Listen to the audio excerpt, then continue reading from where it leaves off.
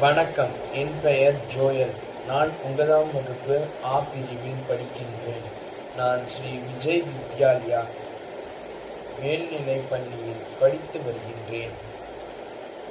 கதை. என் பெயர் தோசோ. நான் ஒரு சராசரியான மனிதனாய் இருக்கும்போது என் நண்பர்கள் என்னை மதிப்பதில்லை. ஆனால் நான் முயற்சி செய்து கவிஞராக இத்தாலி நாட்டின் பெரும் கவிஞராகிவிட்டு நான் என் ஆட்சி கொடிகட்டி பறந்தது. அதுக்கு என் நண்பர்கள் இப்போது, தோசோ, நீங்கள் கையசைத்தால் உங்கள் பகைவர்களை அழிக்க 1000 பெயர்கள் என்று கூறினர்.